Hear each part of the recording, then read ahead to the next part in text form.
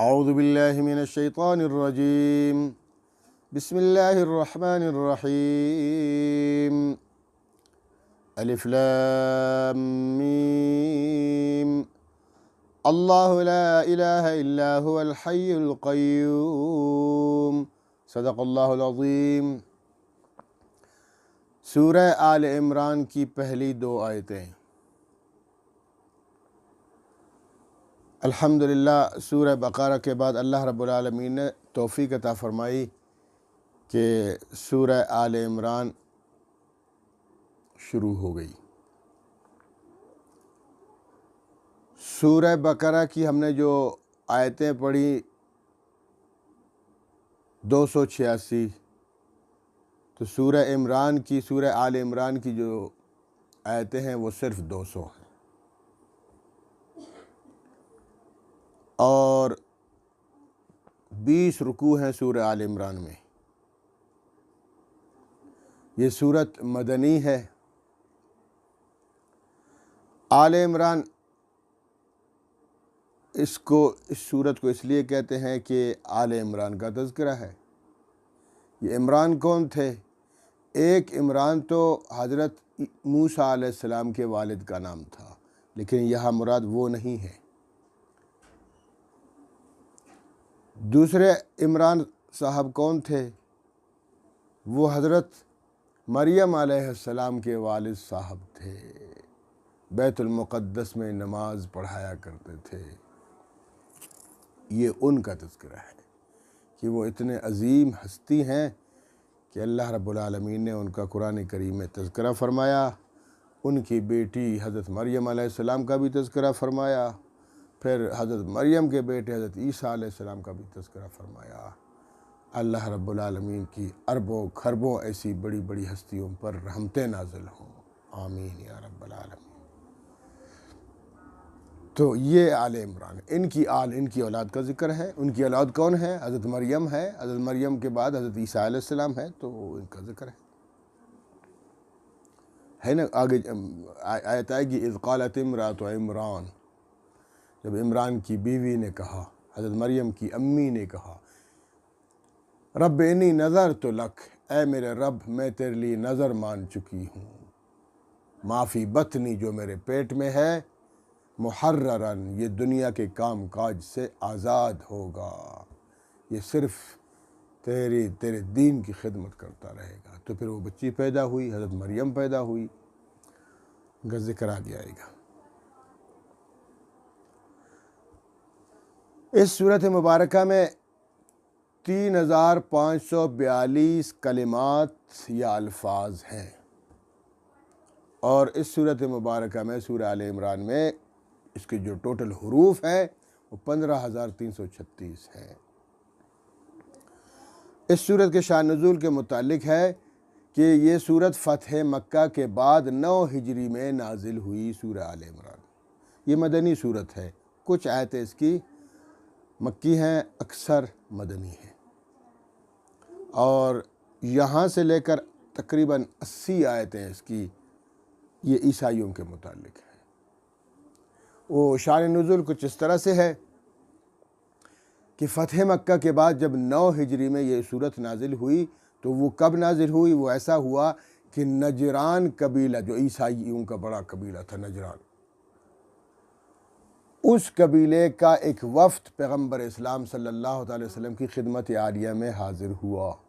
60 افراد پر مشتمل تھا یہ وفد۔ ان کا امیر تھا عاقب عبد المسیح، اور انہی کا یہی نجران کا جو قبیلہ ہے، انہی کا ایک بادشاہ پہلے گزرا تھا جس کا نام تھا ابرہہ اشرم۔ اسی ابرہہ اشرم نے، جو عیسائیوں کا بادشاہ تھا، 70,000 کا فوج اور ہاتھیوں کے ساتھ خانہ کعبہ پر چڑھائی کرنے کی کوشش کی، اور اللہ پاک نے اس کو ناکام کر دیا۔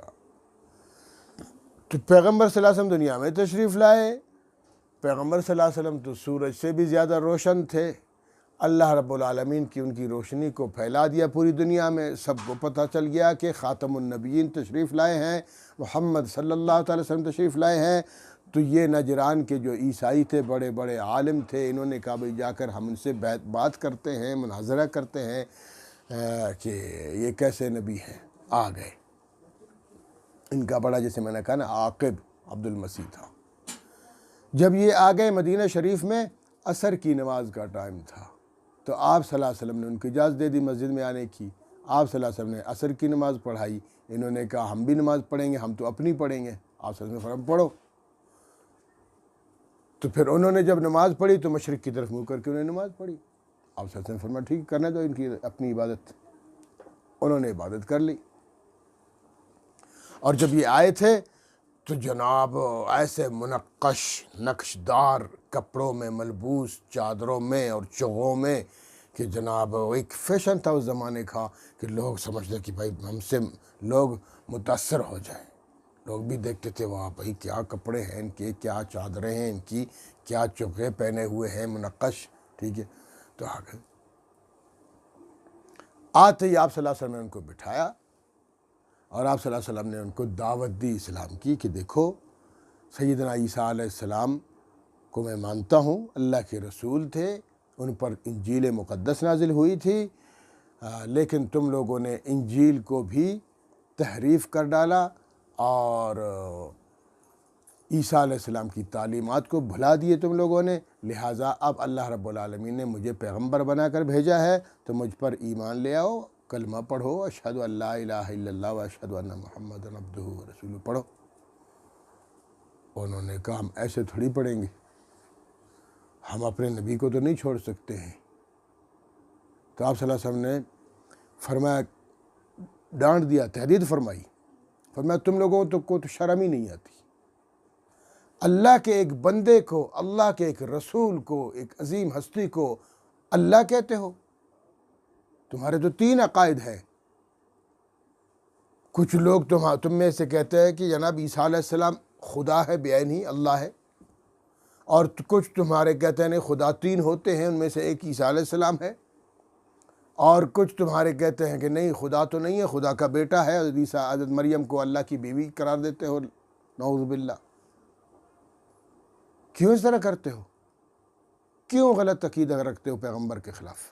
اللہ کے پیغمبر تھے، رسول تھے، ہادی تھے، رہنما اور پیشوا تھے، وہ نہ خدا تھے، نہ صرف خدا تھے، نہ تینوں خداؤں میں سے کوئی خدا، نہ خدا کا بیٹا۔ غلط بات کرتے ہو۔ پھر آپ صلی اللہ علیہ وسلم نے فرمایا کہ دیکھو میں تم سے کچھ سوالات کرتا ہوں، میرے سوالوں کے جواب دو۔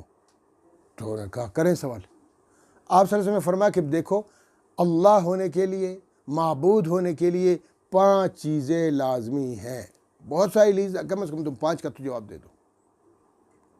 انہوں نے کہا کیا؟ آپ صلی اللہ علیہ وسلم نے فرمایا کہ سب سے پہلی بات یہ ہے کہ جو عیسیٰ علیہ السلام تمہارے بقول اگر وہ خدا تھے، پہلی بات تو یہ ہے کہ آپ صلی اللہ علیہ وسلم نے فرمایا کہ دیکھو خدا 3 نہیں ہو سکتی۔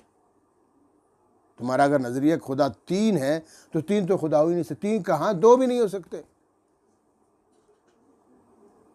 لو کان، قرآن کریم میں ہے دوسری جگہ، لو کان آلہۃ الا اللہ، اللہ کے سوا اگر کوئی اور الہ بھی ہوتا، کوئی اور بھی خدا ہوتا، لفسدتا، تو یہ فساد ہو جاتا۔ بھائی ایک اللہ کہتا سردی ہو، دوسرا کہتا گرمی، ایک اللہ کہتا روشنی، دوسرا کہتا ہے اندھیرا ہو، ایک اللہ کہتا میں عذاب دوں گا، دوسرا کہتا نہیں میں رحمتیں برساؤں گا، ہو ہی نہیں سکتا تھا۔ اس لیے اگر دوسرا خدا بھی ہوتا تو لفسدتا، اس کائنات کا نظام درہم برہم ہو جاتا۔ اللہ نے اس کا انکار کر دیا، تو تم تو 3 مانتے ہو، لہٰذا یہ ہو ہی نہیں سکتا۔ عقل کا تقاضا بھی یہی ہے کہ خدا ایک ہی ہو سکتا ہے۔ تمہاری یہ بات تو غلط ہے۔ اور دوسری بات یہ ہے کہ تم کہتے ہو کہ خدا کا بیٹا تھا، خدا نہیں تھا، خدا کا بیٹا۔ تو خدا کا بیٹا، پہلی بات تو یہ ہے کہ خدا کا بیٹا ہو ہی نہیں سکتا۔ اللہ صمد، اللہ احد، اللہ بے نیاز، اللہ اکیلا، لم یلد ولم یولد، اللہ کا نہ کوئی بیٹا ہے، نہ اللہ کسی کا بیٹا ہے۔ اگر اللہ کا بیٹا ہوتا پھر ایک ہوتا۔ عقل کا تقاضا بھی یہ ہے کہ اگر اللہ کے بیٹے ہوتے تو اربوں خربوں ہوتے۔ ہم لوگ ایک 50 سالہ زندگی گزارتے ہیں، درجن بچے پیدا کر دیتے ہیں، اور اللہ رب العالمین کی اتنی لمبی عمر، ازلی اور ابدی، اور بیٹا کوئی نہیں۔ یہ بھی بات تمہاری جھوٹی ہے، غلط ہے۔ اگر اللہ کی اولاد ہوتی ہے، اللہ کے بیٹے ہوتے تو بے شمار ہوتے، ایک بیٹا کیسے ہو سکتا ہے؟ تو یہ بھی غلط ہے۔ اور تیسری بات کہ تم لوگوں نے کرنے کا تو نہیں، نہ وہ تینوں خداؤں میں سے ایک ہے، نہ وہ خدا کا بیٹا ہے بلکہ خدا ہے، تو پھر اس پر بھی آؤ بات کرتے ہیں۔ بتاؤ کہ عیسیٰ علیہ السلام کو جو زندگی جو ملی ہے، کیا وہ زندگی ان کی سرمدی ہے، دائمی ہے، ازلی اور ابدی ہے؟ بتاؤ۔ ان سے سوال کیا، کیا عیسیٰ علیہ السلام کی زندگی ابدی ہے، ہمیشہ سے عیسیٰ علیہ السلام تھے، ہمیشہ رہیں گے؟ انہوں نے کہا نہیں، ان کی زندگی ازلی تو نہیں ہے، ابدی تو نہیں ہے، سرمدی اور دائمی تو نہیں ہے۔ تو آپ صلی اللہ علیہ وسلم نے فرمایا پھر خدا کیسے ہو گئے؟ معبود کے لیے شرط یہ ہے الحی القیوم، کہ وہ زندہ بھی ہو، زندگی اس کے کنٹرول میں بھی ہو، پوری مخلوقات کو زندہ کرنے والا ہو، اور اس پر کوئی موت نہ ہو، وہ ازلی اور ابدی، اس کی زندگی دائمی ہو۔ جب عیسیٰ علیہ السلام کی زندگی دائمی نہیں ہے تو خدا کیسے بن گئے؟ دوسری بات فرمایا کہ دیکھو اللہ کا علم محیط ہے، تمام کائنات پر اللہ کا علم چھایا ہوا ہے، پوری کائنات اللہ کے نظر میں ایسا ہے جیسے میری ہتھیلی سامنے۔ کیا عیسیٰ علیہ السلام کے سامنے بھی پوری کائنات اس طرح سے ہے؟ کیا ان کا علم محیط ہے؟ تو انہوں نے کہا نہیں۔ کہتے جب ان کا علم محیط نہیں ہے پر خدا کیسے بن گئے؟ تیسرے نمبر پر عیسیٰ علیہ السلام پیدا ہوئے نا، تم خود کہتے ہو حضرت مریم کے بیٹے ہیں، اللہ کی قدرت سے باپ نہیں تھا لیکن ماں تو ہے نا، عیسیٰ علیہ السلام ان کی ماں ہے، والدہ ماجدہ ہے، تو یہ خدا کیسے ہو گئے؟ مخلوق ہے نا، پیدا ہو گئے نا، جب پیدا ہو گئے تو مخلوق ہے۔ مخلوق خالق کیسے ہو سکتا ہے؟ مخلوق کیسے خالق ہو سکتا ہے؟ مخلوق کیسے معبود ہو سکتا ہے؟ غلط بات ہے۔ تو یہ بات بھی اس کے بعد کا بھی جواب نہیں دے سکے۔ چوتھے نمبر پر فرمایا کہ دیکھو اللہ رب العالمین قادر مطلق ہے، وہ قدرت رکھنے والا ہے، ما کان ما یکون کا علم رکھنے والا اور ساتھ قدرت رکھنے والا ہے، کہ ان اللہ علی کل شیء قدیر، اللہ ہر چیز پر قدرت رکھتا ہے، جو چاہتا ہے کرتا ہے، اور اس کے لیے محنت بھی نہیں کرنی پڑتی ہے، بس ایک کن کا جو حکم ہے کہ کن فیکون، اذا اراد اللہ شیئا ان یقول له کن فیکون، جب اللہ کسی چیز کا ارادہ فرماتے ہیں کہ ہو جا، فیکون، ہو جاتی ہے وہ چیز۔ کیا عیسیٰ علیہ السلام کو بھی یہ قدرت حاصل ہے کہ وہ بھی اس طرح کریں؟ انہوں نے کہا نہیں۔ تو پھر معبود کیسے بن گئے؟ پوری دنیا میں ان کو تصرف تو حاصل نہیں ہے۔ عیسائی نبی کے سامنے تو اقرار کر رہے ہیں کہ ہمارے نبی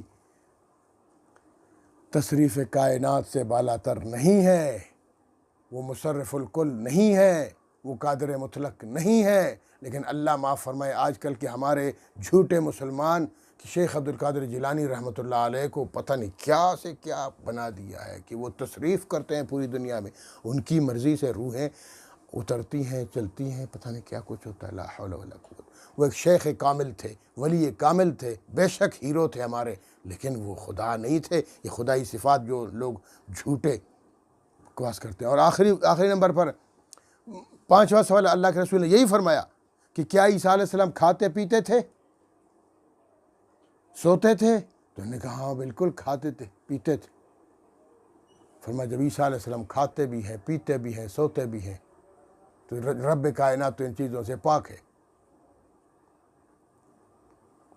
یہ تو عیب ہو گیا نا، بھوک لگنا، نیند آ جانا، یہ تو عیب ہے۔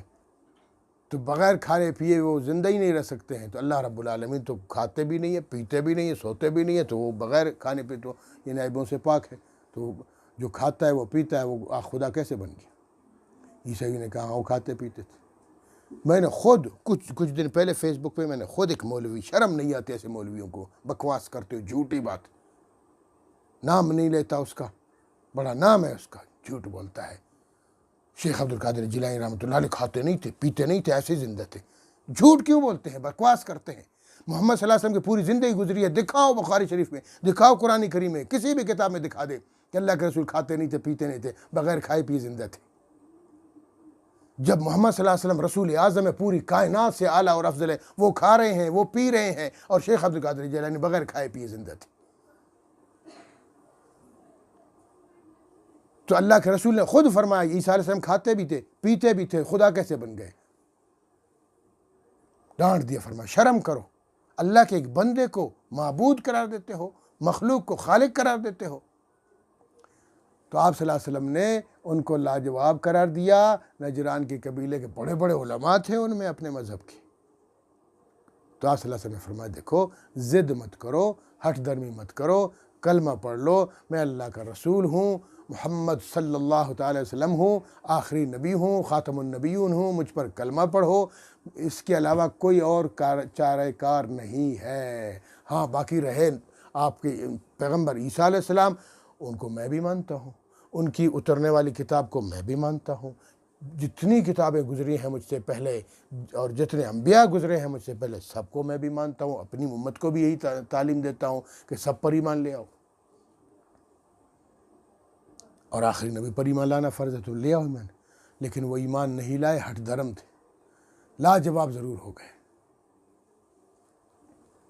آپ صلی اللہ علیہ وسلم نے یہاں تک آگے چل کر پڑھیں گے، مباہلہ کا فرمایا ان سے، آؤ مباہلہ کرتے ہیں، چلو میدان میں نکلتے ہیں، ایک میدان مخصوص کرتے ہیں، اس میں تم بھی آؤ، ہم بھی آتے ہیں، تم اپنے مردوں کو بلاؤ، ہم اپنے مردوں کو لاتے ہیں، تم اپنی عورتوں کو لاؤ، ہم اپنی عورتوں کو لاتے ہیں، تم اپنے بچوں کو بلاؤ، ہم اپنی بچوں کو بلاتے ہیں، تم اپنے جانوروں کو بلاؤ، ہم بھی اپنے جانوروں کو بلاؤ، ایک سائڈ تم ایک سائڈ ہم، پھر ہاتھ اٹھا کے دعا کرتے ہیں رب العالمین سے کہ اے اللہ ہم میں سے جو حق پر ہے اس کو صحیح سلامت رکھ دے، اور ہم میں سے جو ناحق ہے، جھوٹا ہے، اس کو تباہ و برباد کر دے۔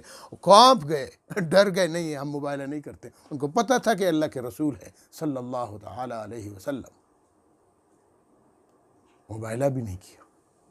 تو بس ہدایت تو اللہ کے ہاتھ میں ہے۔ جب پیغمبر صلی اللہ علیہ وسلم اتنا اپنی زبان مقدس سے، پاکیزہ زبان سے، ہم قربان جائیں ان کی زبان مبارک پر، جب لوگ ایمان نہیں لاتے تو ہدایت تو اللہ کے ہاتھ میں ہے۔ تو یہ پوری سورت کی جو شروع کی جو وہ جیسے میں نے کہا نا کہ 80 آیات تقریباً انہی کے متعلق ہے، وہ بھی ہم جا کر آگے پڑھے لیں گے انشاءاللہ۔ تو پڑھتے ہیں، بسم اللہ الرحمن الرحیم، شروع کرتا ہوں اللہ کے نام سے جو رحمان اور رحیم ہے۔ رحمان الرحیم کے متعلق بسم اللہ الرحمن الرحیم میں نے تشریح کر دی تھی کہ رحمان کے معنی بھی مہربان، رحیم کے معنی بھی مہربان، لیکن رحمان کے معنی ہے سب پر بیک وقت رحم کرنے والا، جو مانتے ہیں ان پر بھی، جو نہیں مانتے ان پر بھی، سب کو اللہ رزق دے رہا ہے، کھلا رہا ہے، پلا رہا ہے، جو اللہ کو گالیاں تک دیتے ہیں ان کو بھی اللہ کھلاتا پلاتا ہے۔ اللہ دنیا میں رحمان ہے، سب پر رحم کرنے والا ہے، اور آخرت میں اللہ رحیم ہے، صرف اطاعت گزاروں کو پر رحم کرنے والا ہے، جو مخالف ہیں، جو کافر ہیں، جو اللہ کو نہیں مانتے، ان پر اللہ قیامت کے دن رحم نہیں فرمائیں گے۔ تو الف لام میم، اس میں بھی حروف مقطعات، ادھر بھی اپنے الف لام میم شروع میں پڑھتا ہے، یہاں بھی الف لام میم ہے، حروف مقطعات، ان کو حروف مقطعات اس لیے کہتے ہیں، وہاں بھی میں نے بات بتائی تھی کہ قطع کا معنی کاٹنا، ان حروف کو کاٹ کاٹ کر پڑھتے ہیں، الف لام میم ایسے پڑھتے ہیں، علم ملا کے نہیں پڑھتے ہیں، کاٹ کاٹ کے پڑھتے ہیں، اس لیے مقطعات کہتے ہیں، ان کے معنی نہیں ہوتے ہیں، یہ صرف اللہ اور اللہ کے رسول کے درمیان راز کی باتیں ہیں، بس مختصر یہی ہے، اللہ اور اللہ کے رسول کے درمیان راز کی باتیں ہیں، ہمیں ان کو حقیقت کو معلوم کرنے کی ضرورت ہی نہیں ہے۔ اللہ پاک نے اشارتاً جو فرمایا اپنے پیغمبر صلی اللہ علیہ وسلم کو بتا دیا، ضرورت نہیں تھی ہمیں سمجھانے کی۔ تو یاد رکھیے سورہ بقرہ کے آخر میں توحید کا ذکر تھا، للہ ما فی السماوات و ما فی الارض، سورہ بقرہ کے آخری رکوع میں توحید کا ذکر تھا، اور یہاں شروع میں توحید کا ذکر ہے، یعنی مطابقت دونوں صورتوں میں۔ اور وہاں سورت کے شروع میں فرمایا بما انزل الیک وما انزل من قبلک، مومن وہ ہوتے ہیں کہ میرے پیغمبر جو آپ پر اترنے والی کتاب پر بھی ایمان رکھتے ہیں، آپ سے پہلے اترنے والی کتابوں پر بھی ایمان رکھتے ہیں۔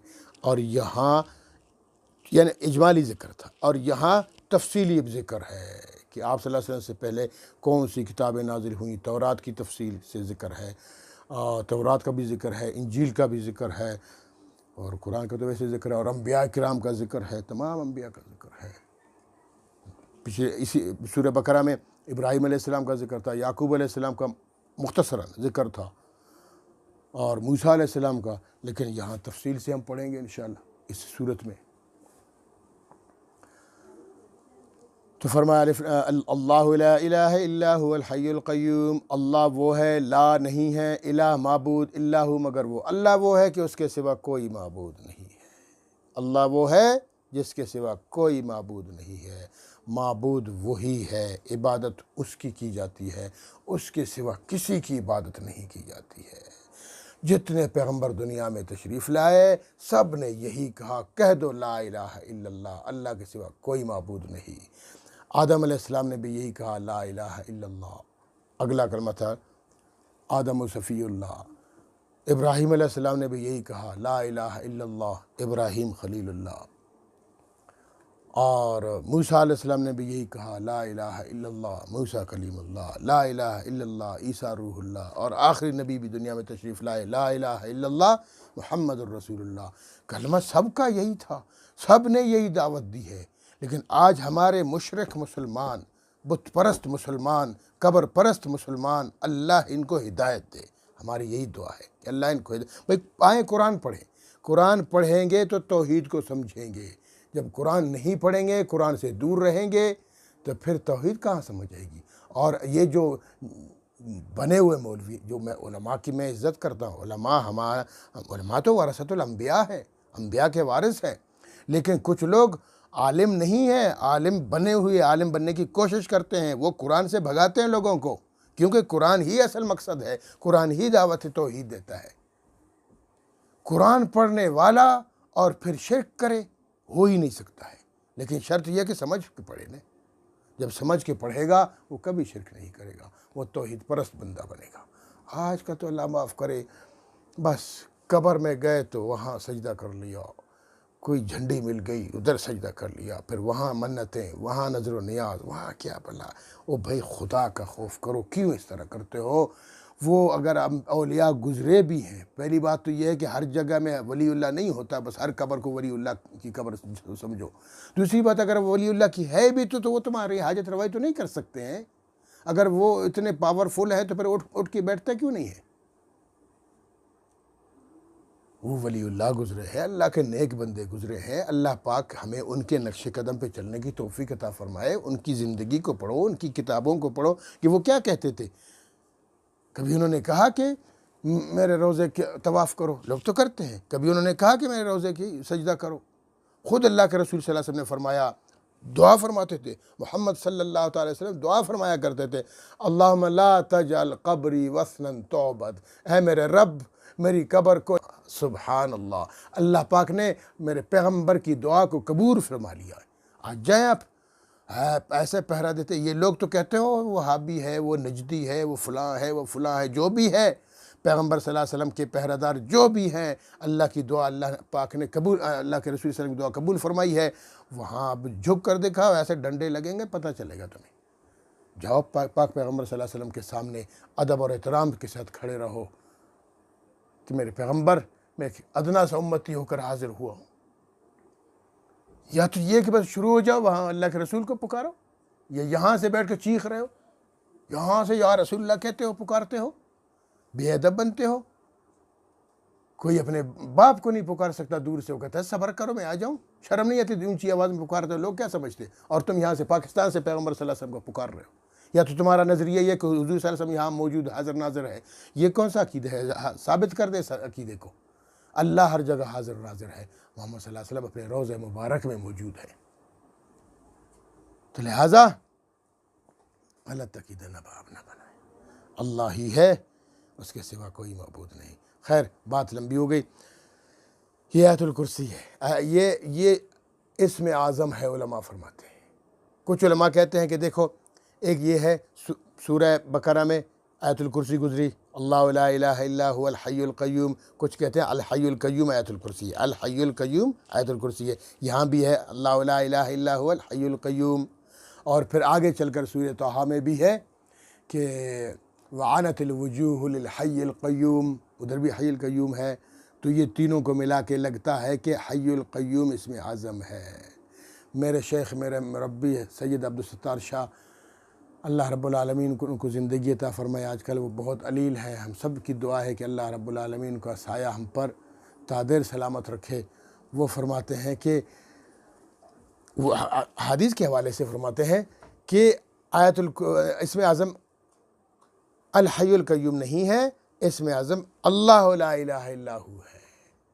اللہ لا الہ الا ہو، یہاں بھی ہے اللہ لا الہ الا ہو، آیت الکرسی میں بھی ہے اللہ لا الہ الا ہو، اور ادھر سورہ طٰہٰ میں بھی جو حدیث بیان کی جاتی ہے، پھر حدیث سے لوگوں نے کچھ علماء نے یہ قرار دیا کہ حی القیوم نہیں بلکہ وہاں ہے ہو۔